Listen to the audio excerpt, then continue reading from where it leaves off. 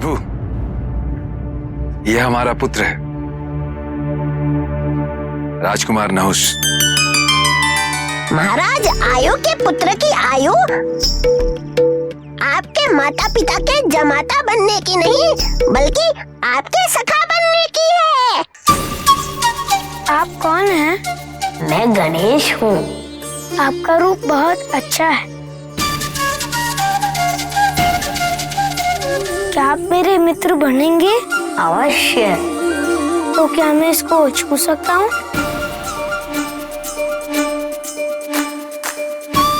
अवश्य।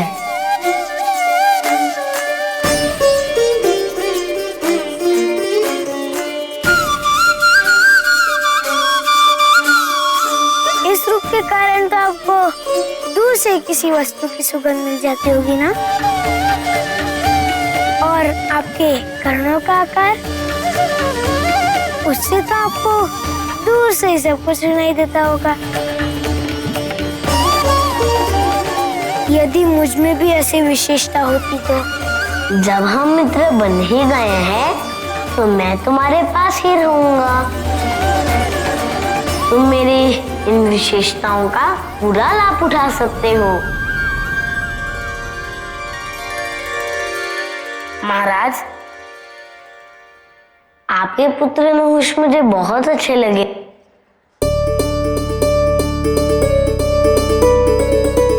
मेरी ओर से इस संबंध को पुनः स्वीकृति है। परंतु प्रभु, हमारा नहुष तो अभी बालक है, इसकी आयु अभी विवाह योग्य नहीं हुई। विवाह तो आत्मा का बंधन होता है राजन, और आत्मा की कोई आयु कहाँ होती है। परंतु प्रभु, इस सृष्टि का, इस समाज का एक नियम है, और बाल विवाह तो उस नियम के विरुद्ध है। आपकी बहन को और प्रतीक्षा करनी होगी।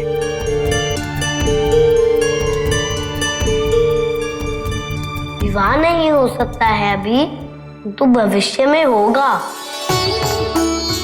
ये तो निर्धारित किया जा सकता है ना। मैं अभी नहुष को लेकर दीदी के पास जाऊंगा। नहुष के सामने आते ही दीदी की तपस्या टूटेगी। दीदी के सामने ही हम विवाह तय कर देंगे, ताकि दीदी आश्वस्त हो जाए और मेरे साथ सहर्ष कैलाश चल सके। मित्र, मुझे तुम्हारी दीदी के साथ विवाह स्वीकार है।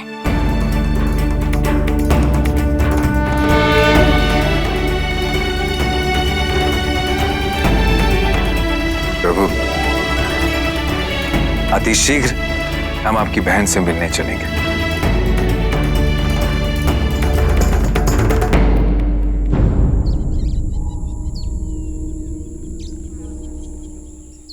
अशोक सुंदरी, देखो मैं नहुष तुमसे मिलने आया हूँ।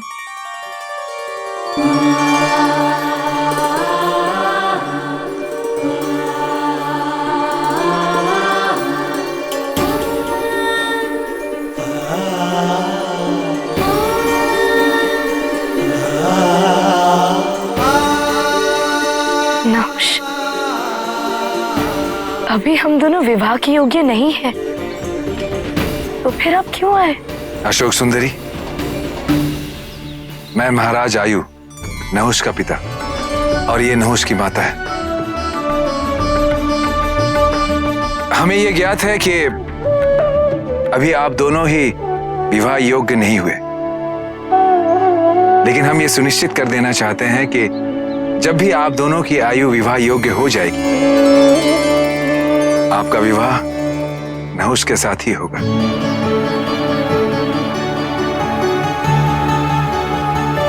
ये मेरा वचन है आपको।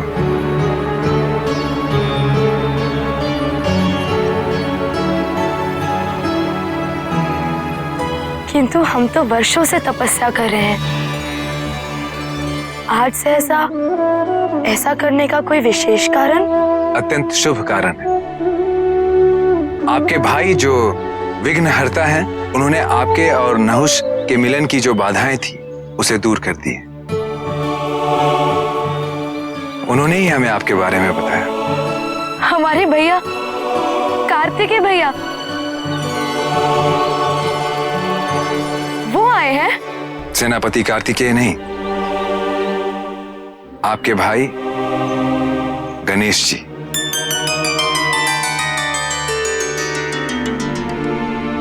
नहीं नहीं, आपसे कोई भूल हुई है। हमारे केवल एक ही भाई हैं, कार्तिकेय। नहीं अशोक सुंदरी,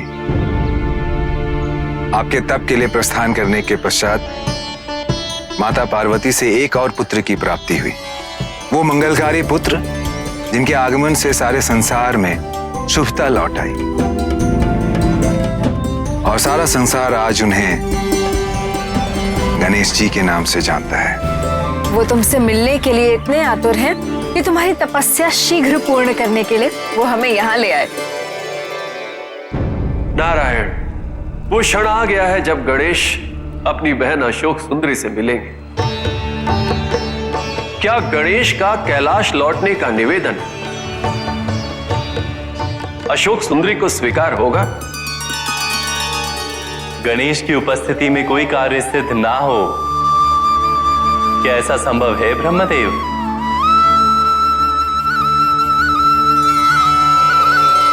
वो है कहाँ?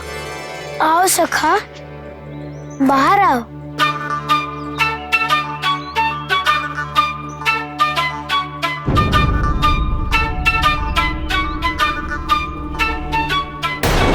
ये गणेश नहीं, ये गणेश के मित्र है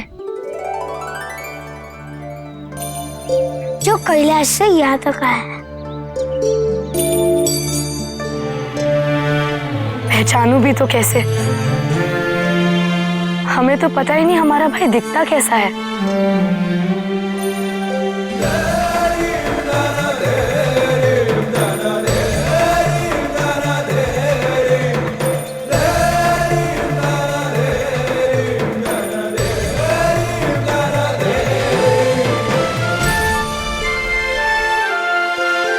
दीदी, हमारा भाई गणेश।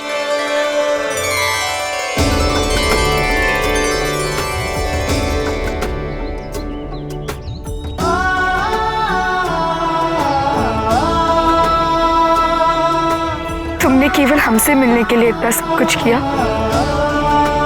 इतने कष्ट उठाए। हाँ दीदी, यदि मुझसे कोई भूल हुई हो तो मुझे क्षमा कर दीजिए। किंतु मैं अपनी दीदी से मिलना चाहता था, उनसे बात करना चाहता था, उनके मुख से अपना नाम सुनना चाहता था। और सबसे महत्वपूर्ण तो ये है कि मैंने अपनी माँ को वचन दिया है, आपको कैलाश वापस लेके आने का वचन दिया। एक बार मैंने वचन दे दिया तो दे दिया। लिए दीदी, कैलाश चलिए। माँ और पिताजी आपको देखने के लिए व्याकुल उठे हैं। देख लिए अपने पुत्र की लीला पार्वती। अब अशोक सुंदरी के स्वागत की तैयारियां कर रहा हूं।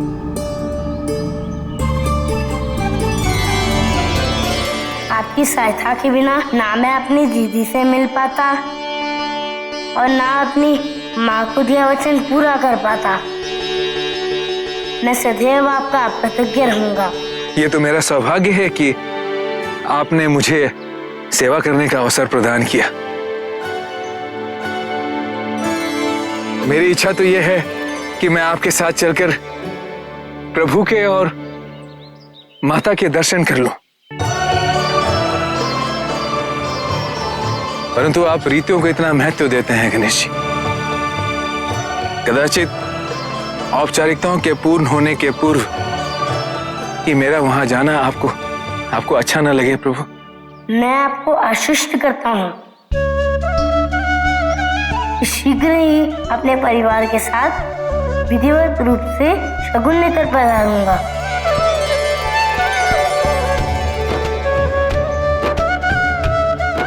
तब आप मेरे माता पिता के दर्शन कर सकते हैं संबंधी के रूप में। ये सौभाग्य अभी तक किसी को भी प्राप्त नहीं हुआ। प्रभु, मैं धन्य हो गया प्रभु। अनुमति प्रदान कीजिए प्रभु। अवश्य। आओ, चल।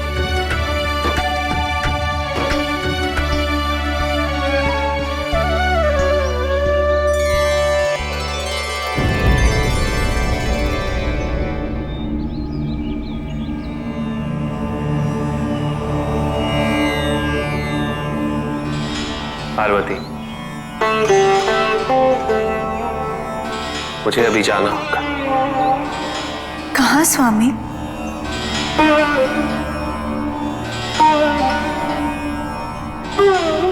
एक भक्त की भक्ति की परीक्षा लेने। ओम नमः शिवाय। ओम नमः शिवाय।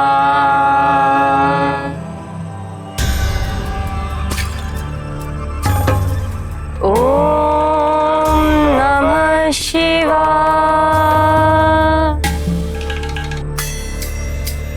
ओम नमः शिवाय।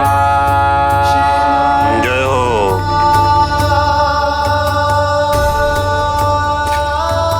ओम नमः शिवाय। ओम नमः शिवाय। जय हो। ओम नमः। जय हो।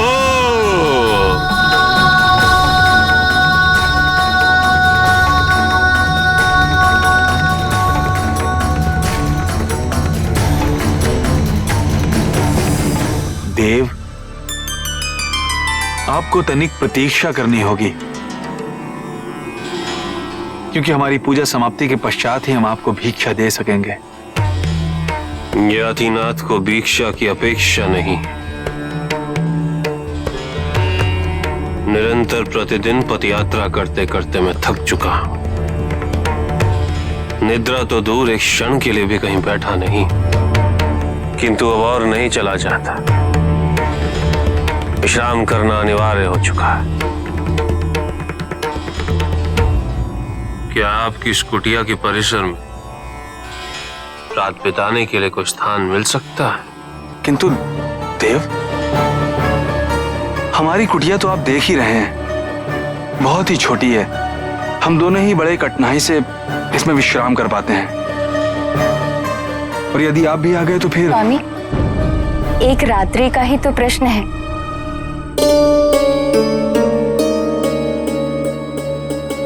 देव, आहूक और आहूका की छोटी सी कुटिया में आपका स्वागत है। जय हो।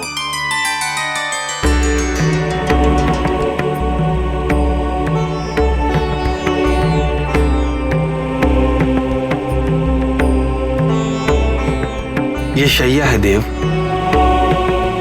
यदि आपको कोई और आवश्यकता हो तो कृपया हमें पुकारने में संकोच ना करें। मैं तो केवल एक रात्रि की निद्रा भरना चाहता हूं अपने नेत्रों में। वही सबसे बड़ा सुख है मेरे लिए।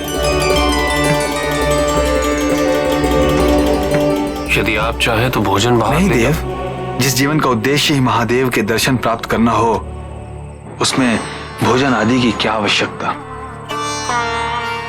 जिस दिन महादेव के दर्शन प्राप्त होंगे, जीवन की शुदा स्वतः ही शांत हो जाएगी। अब आप सो जाइए। जब तक आपकी निद्रा स्वयं न टूटे, हम उसमें किसी भी प्रकार की बाधा उत्पन्न नहीं होने देंगे।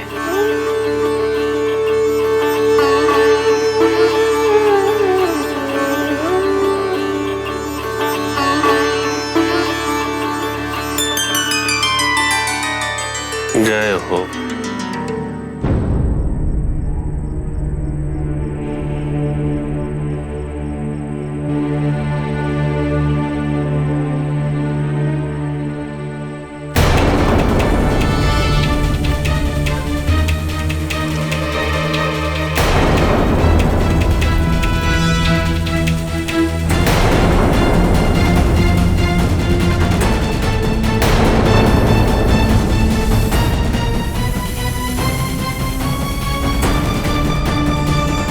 यदि मैं होगा को जगा देता हूं या सहायता के लिए किसी को पुकारता हूं तो हमारे अतिथि की निद्रा टूट जाएगी।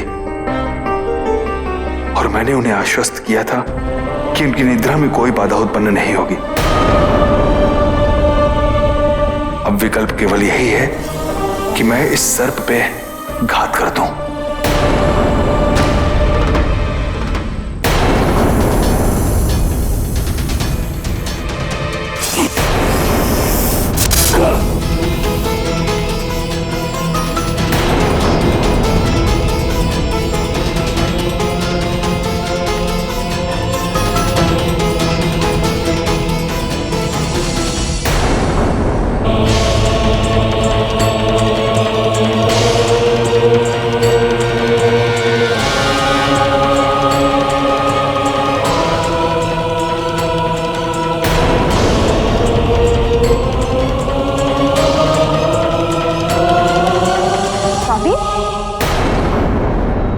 स्वामी,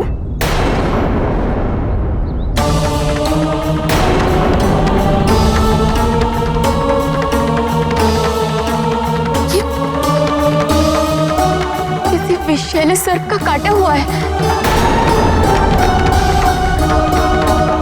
नहीं, स्वामी कुछ उत्तर दीजिए। स्वामी आंखें खोलिए। आप हमें इस तरह अकेला छोड़कर नहीं जा सकते। क्या हुआ तुम्हारे पति को?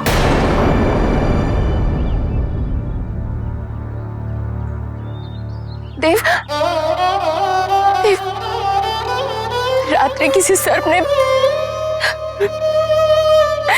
मेरी निद्रा में विघ्न न आए इसलिए इसने किसी को सहायता के लिए पुकारा भी, कोई विलाप नहीं किया।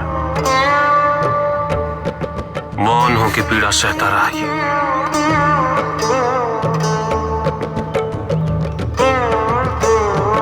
प्राण त्याग दिए अपने मेरे कारण।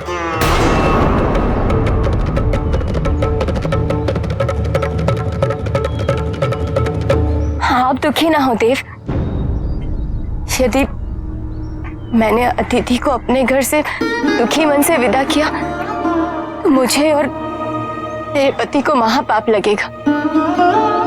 संभवतः मेरे पति के भाग्य में अतिथि की सेवा करते हुए ही प्राण त्यागना लिखा था। मेरी आपसे प्रार्थना है कि आप किसी भी प्रकार का दुख या ग्लानि अपने मन में ना रखकर यहाँ से विदा लें। मैं आपको पूरे आदर सत्कार के साथ यहाँ से विदा करना चाहती हूँ देव। उसके पश्चात मैं अपने शरीर को त्याग देना चाहती हूँ। तुम अपने शरीर को क्यों त्यागना चाहती? तुम तो स्वयं महादेव की पूजा कर रही थी। क्या तुम स्वयं महादेव के दर्शन नहीं करना चाहती? अवश्य करना चाहती हूँ देव, किंतु अकेले नहीं, अपने पति के साथ। इसलिए अगले जन्म में अपने पति से पुनर्मिलन करके महादेव की पूजा अर्चना और उनके दर्शन प्राप्त करेंगे।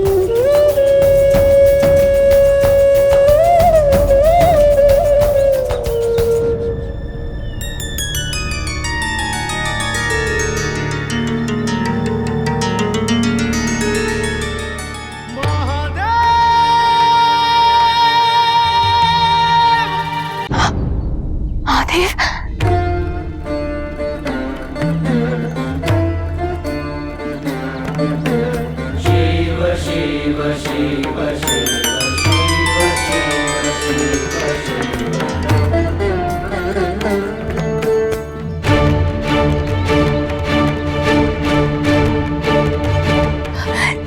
स्वामी,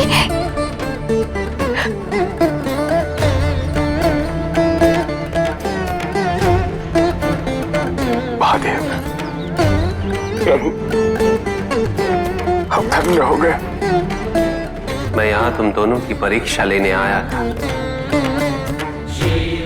कि कहीं तुम दोनों भक्ति में आतिथ्य व शिष्टाचार से दूर तो नहीं हो गए।